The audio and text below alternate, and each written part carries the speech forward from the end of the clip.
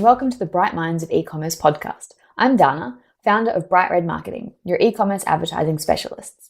In this episode, we talk to the founders of the D-Cup and Up swimwear line, Lilly and Lime, Emma and Ashley. They share their challenges and successes of running a business with your best friend and how they've grown their swimwear line in a niche market. So let's get into it. Welcome to episode 5.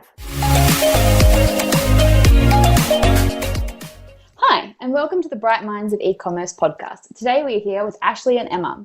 Busty besties Emma Jane Hughes and Ashley Hill created Lilly and Lime swimwear in 2016, specifically for the D-Cup and Up customer who is vastly underserved in the global swimwear market. Australian-born Lilly and Lime brings style and versatility options to larger busted women all over the world. I'm so happy to have you guys on the show. Thanks for having us. Thanks for having us. Yeah, that's pretty exciting. Love a podcast. I'm excited. So tell us a little bit about how Lilly and Lime came to be. Well, it's quite a story. Ash and I have always had big boobs, always been lovers of the beach and pool, and never have had really cool bikinis to wear. But I suppose we've always just dealt with it and never really thought about it. And then in 2012, we were at my best friend and Ash's sisters-in-law's hens do together. And we were lying by the pool having a bit of a recovery session.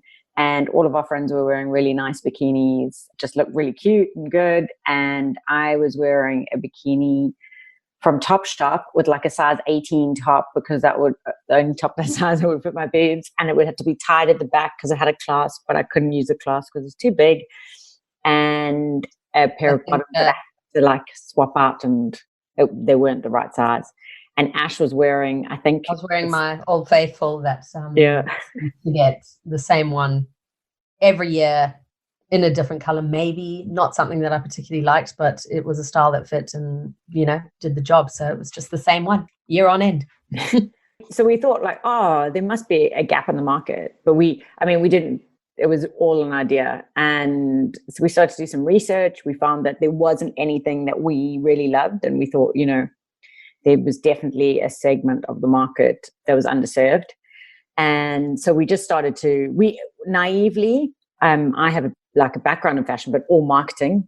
And Ash's background is also marketing, but more the tech side. So we naively thought we were going to get a range out, be live within a year, have a whole range out there, have our patterns developed. And it took us, we actually only launched the brand in 2014. Wow. 2016. So it was 4 years. So 4 years. Yeah. We did have a couple of weddings and a couple of kids in between there, but yes, we did. That's fine. It was a much longer process than we thought. And I think if we'd known how long it would have taken, I don't know if we would have had the guts to actually start it. Yeah, I wonder.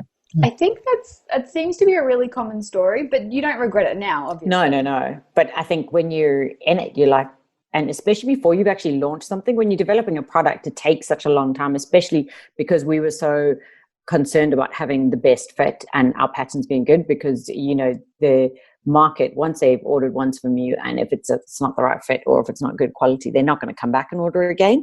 So we needed to get it right first time. And so that is what we spent the longest time doing, perfecting those styles. But I think while we were doing it, before we had a product out there, we were just like, really, is this, how long is this going to take? Are we ever going to get there? Are we ever going to have a brand? Are we ever going to have a swimwear line?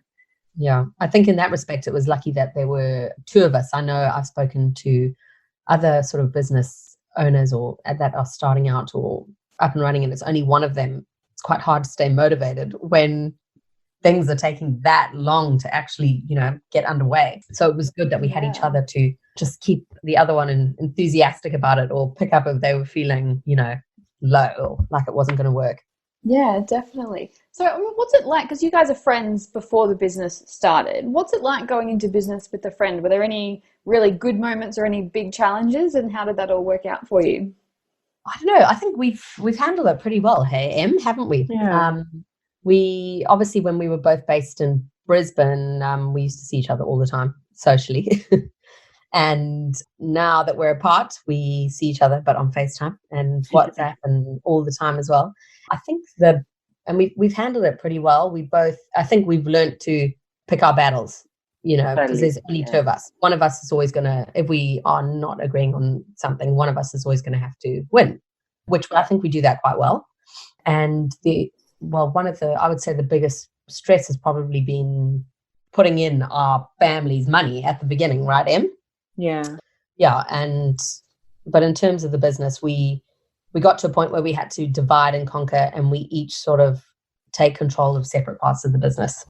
And I think, did you have contracts and things in place, or was it just a kind of verbal agreement? yeah, we have contracts when we were a partnership, but now we're a company. So it's kind of a different it's set up totally differently. Yeah. But I mean, the most positive part about it is definitely that you are friends, is that you trust each other. I mean, we trust each other's judgment a lot, and I think that does make it easier when you aren't always going to win the battle, because then you do actually, you might disagree, but you trust that person's judgment and what they're feeling, and you think that you respect them, I suppose, a bit more than you might if it's just a normal colleague. The negative, I'd say, is probably that we don't get to chat as much as we'd like to socially, because when we do speak to business now, we chat about work a lot, because we have to grab those moments in between. We both got kids, and the hecticness that comes with that.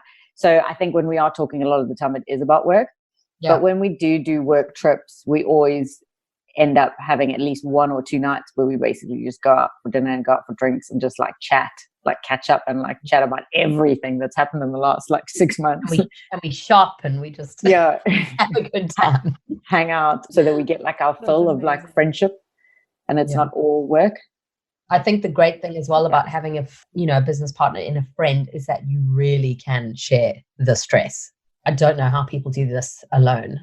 At least because I'm sure any business owners or startups out there listening will know how stressful it is to start your own business. And at least, you can, you're even sort of scared to tell your husband something, but at least I can tell Emma. Yeah, we're in it together, and we can message each other at all times of the night, just being oh my, I can't sleep. What have we done? What are we doing? How are we going to solve this? What's going to happen? And if you're on the brink of a mini breakdown and you message each other, normally one of us is, either you're in it together and you're both feeling like that, or one of us will pull each other up and go, don't worry, we've got this, we can carry on, it'll be okay. Someone's got a solution. Right. You've got an extra brain to bounce off. Yeah, I agree with Ash. I think it must be very hard for solo entrepreneurs to be able to do this, because sharing the burden, it helps so much. Even if you're not solving it, even just sharing your worries, it just relieves it a bit. Yeah, no, that's wonderful. So I know you guys said that it took about 4 years to actually launch the brand from conception, I suppose. Was most of that a manufacturing supplier issue? A lot of it was finding the right person to obviously do our patents, our technical patents. And then secondly, obviously finding a factory is so important and crucial, really, when it gets down to it. It's all, you have to have that great relationship with the factory in terms of payment terms and communication, relationship. It's certainly something you've got to put everything into, is finding the right factory. Yeah. So I know that's something a lot of businesses, especially in that sort of startup phase, really struggle with. Do you have any advice for people trying to find either their first factory, or they're not happy with their current factory? Well, I mean, I think it's changed quite a bit since we started looking for a factory, hasn't it, Em? I think it's a lot easier now than it was, in 2012 or whenever it was that we first started looking. Back then, Emma and I went to a conference, a sourcing conference in Sydney, and we met with a whole bunch of manufacturers, and they had all their products on display. And obviously, being a niche market, we were really looking for someone that had done something with underwire or lingerie, or and so it was quite easy to narrow it down, because I think there are only 2 places in the sourcing conference that actually had experience with underwire and our size range. So, but now now you can, there's Alibaba, but that's always been around, and you can go and visit China with an agent. It's really important to definitely go to a factory that has been audited. You obviously want to know that they are, they're ethical, and that that they really are who they say they are and what they look like, because they send all these photos and, you know, they might send a brochure and have a website, but you could go there and it doesn't look anything like it. Yeah. And I think culturally, it's definitely their relationships are built on like personal relationships. And so meeting someone in person is really important for them. So I think we were going back and forth for a long time. And when the first trip to China we went and we met our factory, it helped so much. We pretty much achieved probably a year's work in a week. So I think we now make sure that we go, you know, regularly, and we actually spend time at the factory. You spend a week there and we basically sit in a boardroom and walk around the factory, and you can solve so many issues that arise really quickly, change development in a pattern if something's not working. So I think visiting a place and having a personal relationship is very important. Yeah, I think that's really good advice. I think everyone kind of thinks they can do everything online, but that makes sense that from a cultural perspective, it really does help just to sit down face to face once in a while. I think that with everything though, even now, I mean, obviously it's great because you can do things like over FaceTime and video, which is pretty much, you know, at least you can see the person and get like a gauge on them. But I think nowadays so often there is no personal interaction, and it really does take away from it. I think as soon as you've like met someone, even if it's just online, you kind of have a better feeling for them, and it's just your relationship is so much easier. Yeah. Definitely. Is there anything that you wish you'd done differently in that kind of initial process that would have quickened things, I suppose? We should have gone so much to the factory in 2012. That's what we should have done. Yeah. We should have gone straight to a factory. We should have had a pattern grader we should have started with a really good pattern grader, which we got to eventually, which was our architect, Brent. But yeah, and just gone straight to China and not faffed around as much as we did. Yeah. You know, going back and forth with the samples, that definitely, I think we didn't realize, which again, I suppose we didn't have enough knowledge of the manufacturing process, but we definitely didn't put realistic timelines in. We thought that, so I think that would have been helpful if we'd actually known how long it would have taken. We had our fabric printed. Yeah. Do you remember, Ash? We had our fabric, so we had our fabrics designed, and we had the fabric printed sitting there waiting, but the patterns weren't perfect yet. So by the time we launched the fabric, the actual prints, we still liked them, but they weren't as on trend anymore because they'd been sitting in the factory. And we thought we were over them. We'd been looking at them for years. So I definitely wouldn't develop your prints if you're doing any kind of swimwear or fashion. I wouldn't develop your prints or your color palette before you've actually perfected your style. Yeah. Get that done first and then do it, just in case it has delays. Yeah, we never did this route, but I think if I were looking for a factory for the first time, I'd actually go over there and meet with a few. Definitely. Yeah, I agree. No, I think that's great advice. Wonderful. So moving more into like the marketing, you know, how things are done currently. I know that, I mean, I'm a Facebook marketer. I know that showing women's bodies in anything less than full clothing sometimes causes issues. And with, you know, you're obviously targeting a bigger busted market. Is that something that you've had any issues with Facebook's kind of censorship? So surprisingly, we haven't had that many ads not approved. And if we do, I pretty much just ask for a review and then they approve it. So yeah, I'm surprised actually. In terms of, yes, we have skin on show and bodies, etc., but it's not really like that sexy. You know what I mean? Yeah, no, I have noticed that, you know, your imagery and things is definitely not sexy. I just know that sometimes Facebook gets a bit funny. Yeah, sometimes we do. So and you can certainly tell, you know, like the photo, they're not approving, definitely, straight away. But yeah, they've been pretty good. They're really good with reviewing and then approving. Yeah. Is it something that you guys have to think about when, you know, you're doing photo shoots and things, or is it just that your brand isn't pushing that super ultra sexy, so you don't really have to worry about it? Yeah, I would say that's it. Yeah, we try to be, as a brand, we're approachable and as real as we can be, real women. We're selling to real women. We shoot on real women and we don't retouch. So the whole premise behind that is we don't want you to go into, like, you know, see a model somewhere on a model and then go into and try it on yourself at home and then be totally shocked and horrified by what you see. You know, we want it to be a pleasant, enjoyable experience. And we want to try and show women, how good you can look and boost their confidence with those images. It's like, I don't think, well, we know that most people aren't a size 8. So there's no point in pretending, really, and making yourself feel bad because you're not. Because, you should just be happy with the skin you're in. And that is a really hard thing to do, but we really do try and, project that confidence and help people feel good about themselves. I love that. Yeah, I mean, obviously everything that you guys do is very body positive focused. It sounds like that's just something natural and organic for you rather than anything that's been really thought. It's not like it's a marketing tactic, I think is what I'm trying to say. Is there any challenges that you've had with that?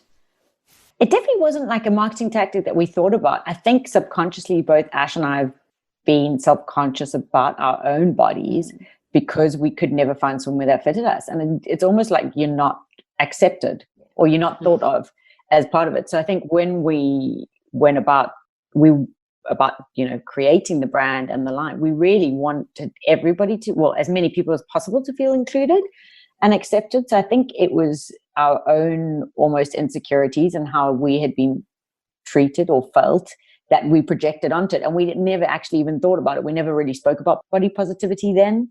It wasn't really a buzzword as much. We chose Real Women because we wanted launched. It's become quite a thing, hasn't it? Mm. Yeah. And a lot of bigger busted women are curvier. So naturally our models were curvier. And I think we wanted to show it on different size models.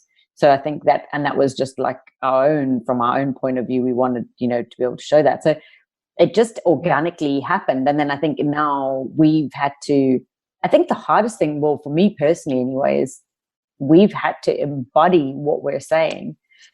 So we've had to become a lot more body positive ourselves. And like I would never have taken photos of myself in a bikini on the beach and posted on social media before Lilly Lime. There's no ways. And so we've had to learn how to do that almost and how to be exactly and be happy about it. And, I still struggle with it. Emma's like, come on, you have to do a video today, an Insta story. I'm like, no, please, no, I just can't bear it. I was just in Bali. It is hard. It's really hard. A holiday, and my friend's like, "Come on, go get photos, for your Instagram." I'm like, "Oh, do we have to do socials? You have to."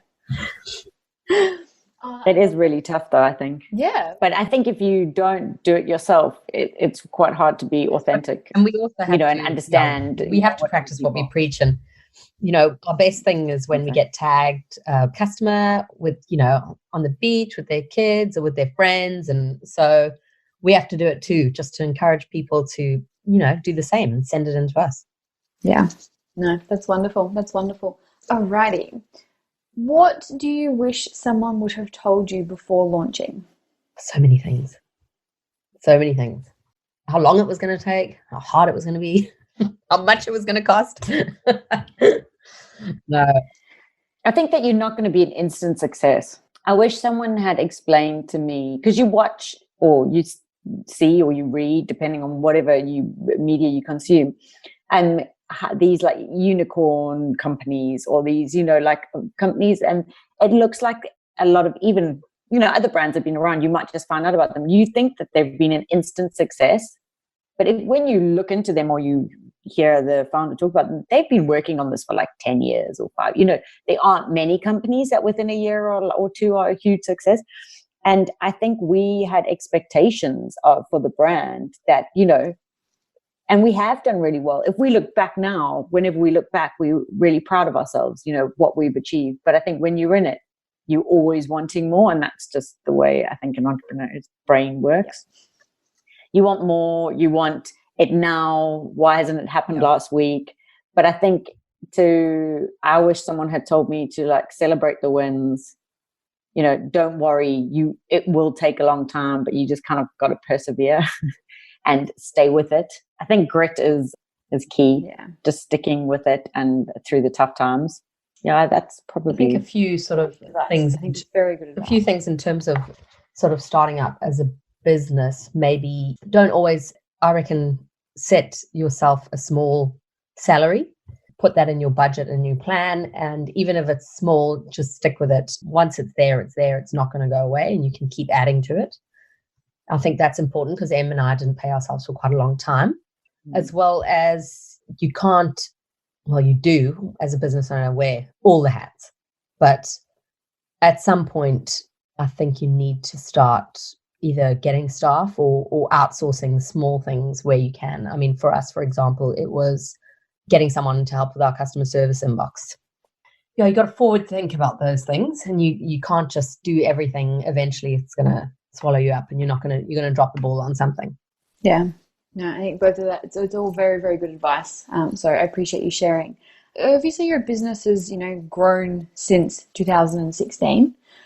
What have been some of your big marketing successes, I suppose? I know that that's something that a lot of people really struggle with is, they launch and then they get their first couple of customers and then they don't really know what to do next to kind of take it to that next level. Or they'll be sort of a little bit more established, but they don't know how to keep growing. So what have kind of been your marketing successes? I'll let Em take it. It's definitely changed. Yeah, it's changed over the years. I think when we first launched, we didn't have a marketing budget as such, and we were trying to, keep our costs down. And so we approached, it was still lingerie bloggers at that time. Influencers weren't as big.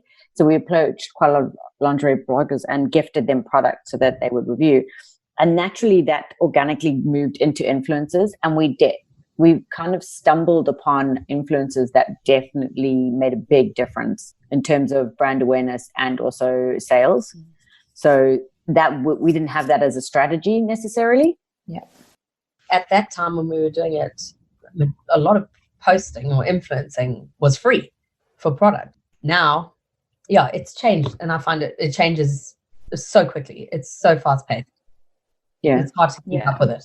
Yeah, so I think that was very key for us. Now we've got it's kind of more of an integrated strategy with getting the right customers to our site to be able to remarket to them. And definitely the content that we put out, is more, we're much more focused on who our customer is, who we're talking to, how we go about that, remarketing to them, keeping them part of the tribe. Once you sign up for our emails, carrying on, we've got much more sophisticated email marketing. So all of those things have definitely helped.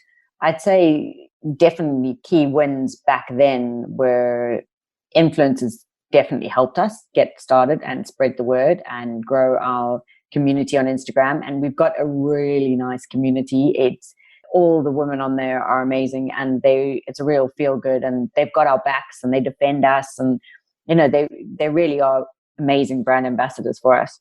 So that has definitely been something that's been a huge success story for us. Yeah, key sort of photos and influencers that have really, really worked well for us. And then the other thing is PR. Exactly. PR worked really well for us.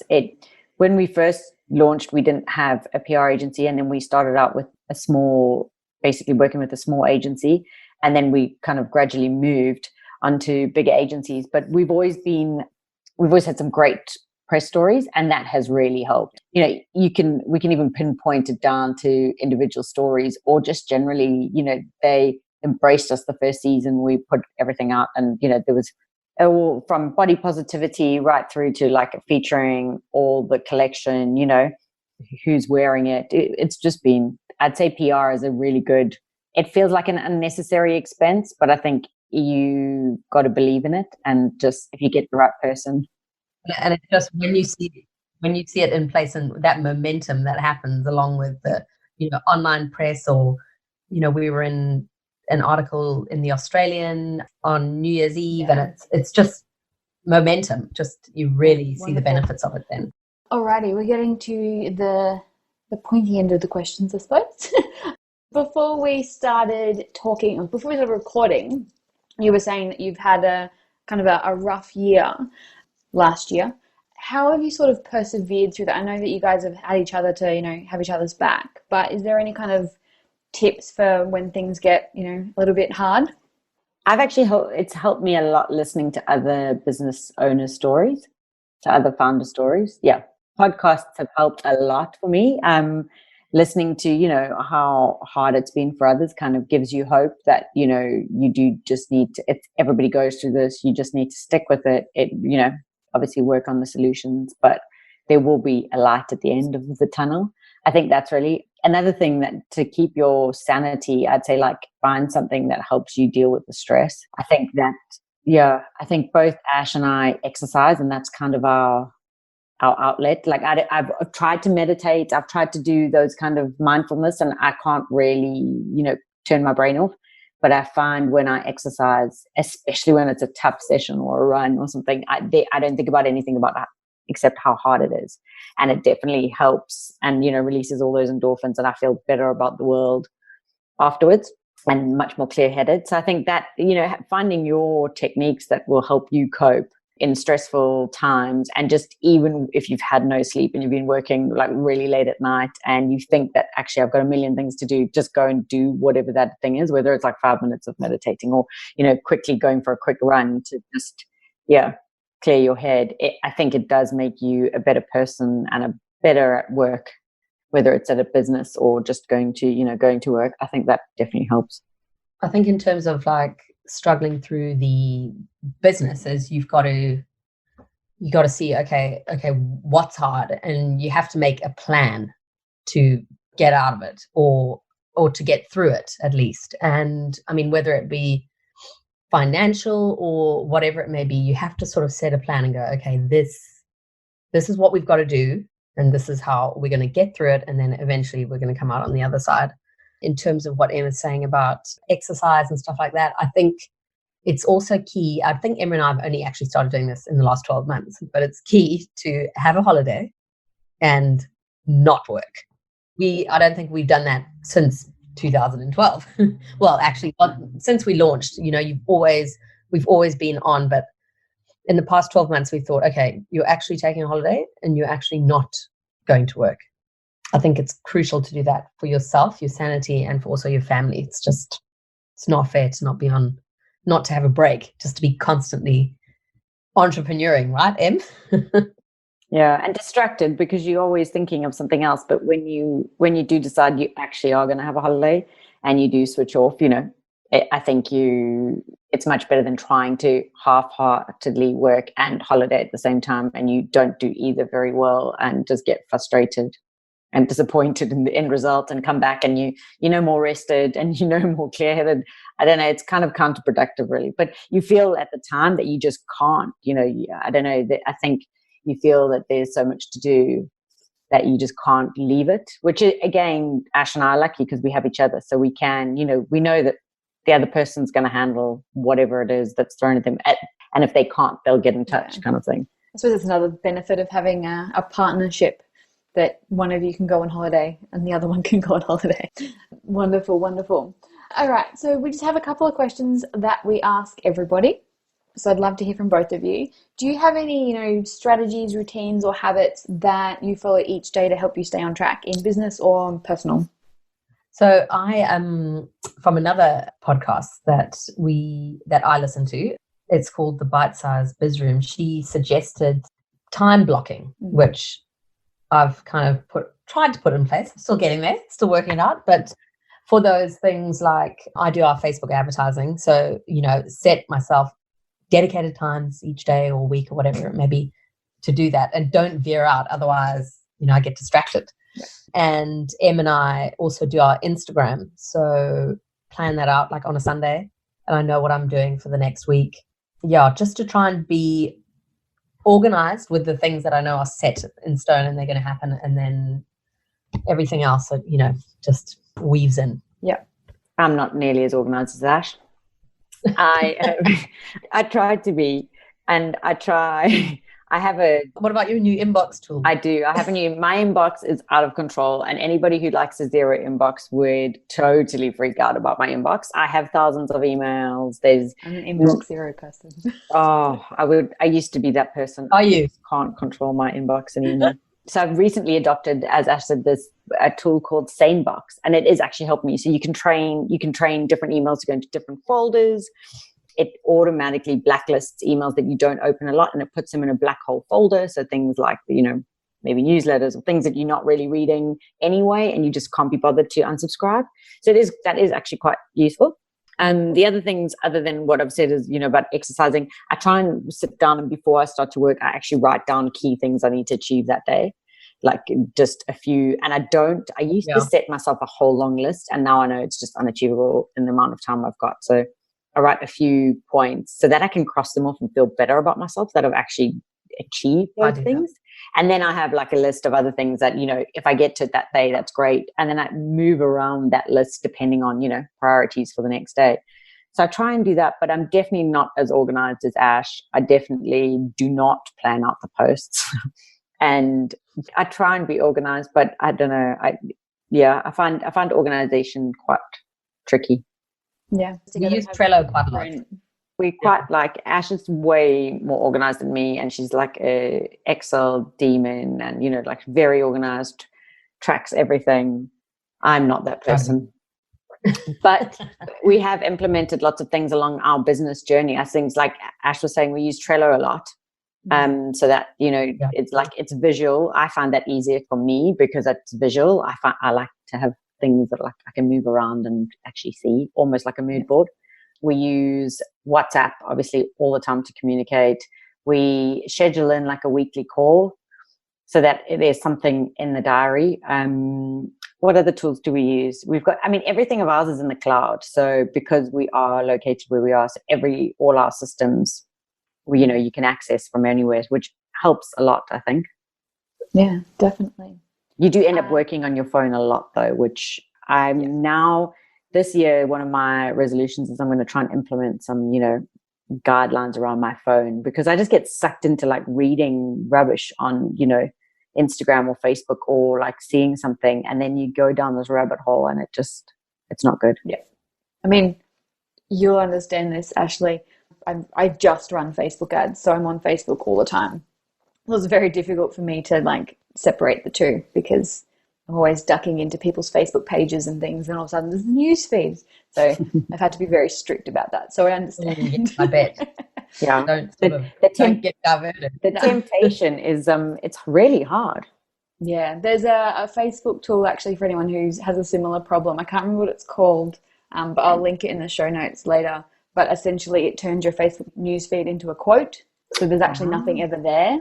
That's pretty good. Quite helpful, because you can still find people's pages, you can still get your notifications, you can still access the things you need to, but that news feed, the scroll of procrastination is no longer there. It's gone. So, is there, I wonder if there's one for Instagram, or if the same thing works. I haven't seen one for Instagram.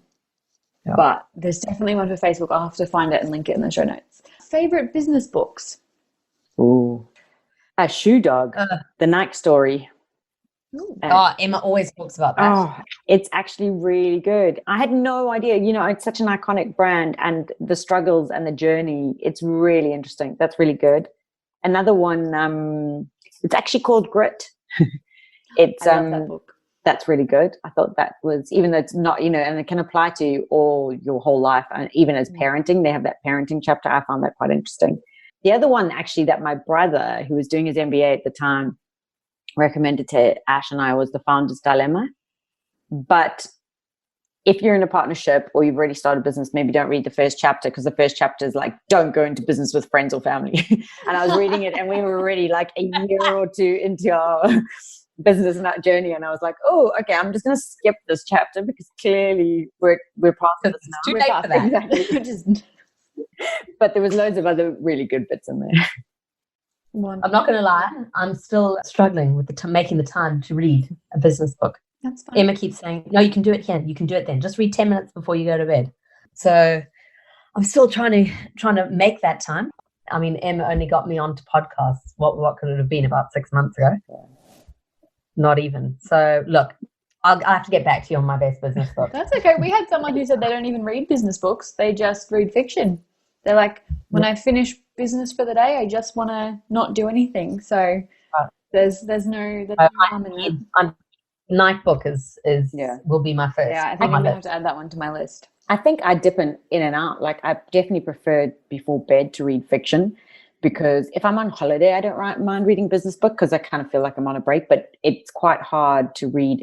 Actually, the Shoe Dog one, though, it's more like fiction, but it's quite hard to read something with loads of facts and things you have to think about really hard before you're going to bed, because I just find my mind just carries on turning then. It doesn't switch off. I get too many ideas. I have to read business books during the day, because otherwise so you can I'm like, write them down. I'm going to go do this. So, I'm much the same. Favorite podcasts? Ooh. I love all personal. Lots of people mentioning crime podcasts. I've seen so many people love crime podcasts. Yeah, I haven't got into that. I love Lady Startup. Yeah, I like that one too. For a quick one, I love the Bite-Sized Biz Room. Quick, and it's, if you're just driving somewhere short, you can just listen to it and it's done. It's great. And then for fun, I like Social Squad. Okay. I love a bit of listening to a fun podcast. I love the Raising the Bar, which I mentioned earlier, which is one that I'd actually sent in for a question. That is by the founders, Ali Webb and her brother, Michael. They started Dry Bar in the US, which is like a big blow dry bar, huge franchise. And it's really interesting. It's all business focused and all different stages of businesses. And so that I really enjoy. The other one is Second Life by Hilary Kerr. She set up Who, What, Where. And it's all focused on women who've had their first stage of their careers or businesses life, and then they, approaching or involved in the second part and how you can change and evolve. And that, again, it's like some really inspirational people. And Superwoman by Rebecca Minkoff. She's a fashion designer in New York, and she again, all women, either leaders or entrepreneurs or just in career, in their industry. And again, some amazing woman, like really inspiring. So I kind of, after I've listened, and like half an hour, so I find that I can do that in the car, on the way to pick up kids or while I'm doing household chores, like hanging laundry. It makes things a lot more interesting. Definitely. I've got a question for you, Donna. Yes. Have you come across a good Facebook advertising podcast or episode? No, I haven't. We're trying to work out how to link them into the episode. So I think what I'm going to do is do like a Q&A episode in between, because there's just not a lot of Facebook ads ones around. No. I was Googling, because as I mentioned earlier, I like to do some of our Facebook ads, and I was Googling trying to find one the other day and got in my car to drive to the Gold Coast. My 2-year-old was sleeping and I was listening. It was a 26-minute episode. Honestly, 6 minutes were worthwhile. Like the rest was just waffling. I was like, get to the point. Don't you have kids? Aren't you a working mother? Yeah. I was like, all this stuff is like, it's got nothing to do with Facebook ads. Yes, it's a tricky one. So it's something that we're working on trying to link into this one, but I actually don't know of any others that are doing it well. If I find one, I'll send it to you. Look, I'm just going to say it's a gap in the market. It is. We wanted to kind of start this podcast with kind of those stories, because I didn't want it to be a Bright Red marketing promo, but I want to make sure that we can kind of fill that gap as well. So we'll work it out. I'll let you know. Awesome. Yeah, let me know. I'll be listening for sure. Will do. So if people want to find out more about you guys, how do they find you? So it's lilyanlime.com is our store. And on Instagram, we're Lilly and Lime Swimwear, and Facebook. And then if you come to the site and you're having a shop around, make sure you do our size check if you're in the market for some swimwear. And if you sign up to get emails from us, you'll get a discount off your first order. Wonderful. How does that size check work? As someone who is also bigger busted, I do need new swimmers. How does that work? Just out of curiosity. So we have an online size check form. So we have a calculator, which is basically for instant results. The form, if you fill in, you have to take your under bust measurement. So there's a video on the page, and you take your measurements wearing your best fitting bra that you currently have, and you measure your under bust, which is basically near where your underwire sits in the band. And then you do your over bust, which is at nipple height, your fullest part of your bust, and you take that measurement. And then we ask for things like your current bra size and the brand you're wearing, because often we can, work it out depending, because people also like to wear their bras or differently. So some people like to wear it, they might be a bigger size or a smaller size, but they either like to wear it looser or tighter across the back, etc.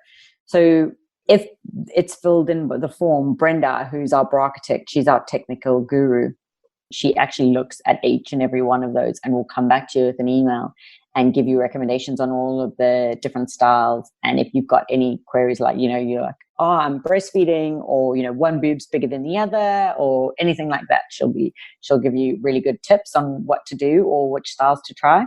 If you use our online calculator, it is obviously, it's just churning out your size based on, the measurements that you've given us. So if it does seem like, way off or something, you're really shocked and horrified by the size you're getting back, definitely get in touch with us, because again, that's purely based on measurements, and not your body shape or any other information that you've given.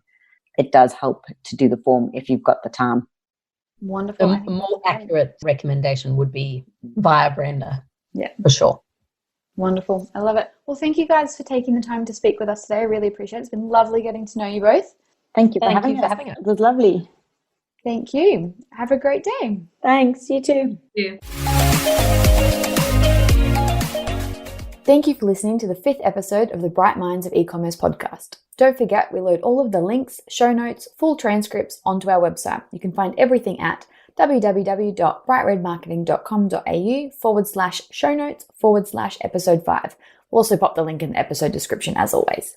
If you like the show, I'd love for you to leave a review. We're brand new, so each review helps us to grow our audience, which means we can get more amazing guests for you to listen to. Thank you so much for listening, and we'll see you next week.